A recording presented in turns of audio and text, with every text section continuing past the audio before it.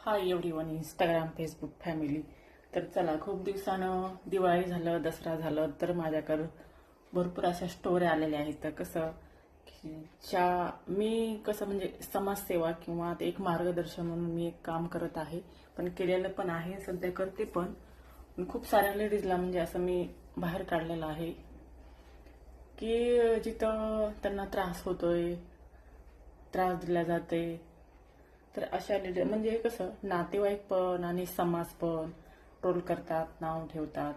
तर मला एक गोष्ट सांगा, इंस्टाग्राम फॅमिली, पूर्ण सोशल मीडिया, यूट्यूब, फेसबुक, जे सगळीकडेच व्हिडिओ मी अपलोड करणार आहे, सगळीकडेच व्हिडिओ टाकणार आहे. तर मला सांगा की म्हणजे लेडीज आणि पुरुषामध्ये भेदभाव का करतात बरं? तर लेडीज जर जेंट्सची बायको वारली, एक्सपायर झाली किंवा डिवोर्स झाला, तर त्याला अधिकार आहे दुसरं लग्न करायचा. ओके. तर एखाद्या म्हणजे लेडीजचा, स्त्रीचा जर नवरा एक्सपायर झाला किंवा डिवोर्स झाला, तर तिला काही म्हणजे ते माणूस नाही का, तिला अपेक्षा नाही का, मन नाही का? तिथं भेदभाव का ही समाज करतो बरं? तिथं ट्रोल का करतो, नाव का ठेवतो?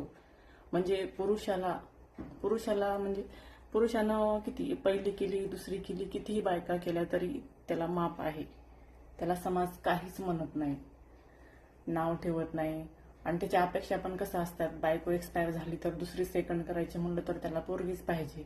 लग्न झालेली किंवा 2 मुलाची आई, 1 मुलाची आई नाही पाहिजे. तर मला काय वाटतंय, ह्या समाजामध्ये आज लेडीज पुरुषाच्या बरोबरीला आहे, खांद्याला खांदा देऊन चालते आणि सगळे स्ट्रगल करते, घर सांभाळते, मुलांना जन्म देते, घरातलं बाहेरचं हाय नको ते सर्व पाहते, करते. मग हे समाज का बरं स्त्री आणि पुरुषामध्ये का भेदभाव करतं बरं? हे समजत नाही मला.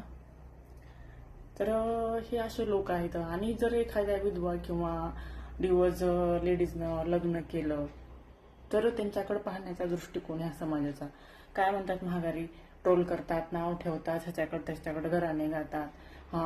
ती कोण होती तुमची, तिनं लग्न केलं, नवरा असं झालं तसं झालं.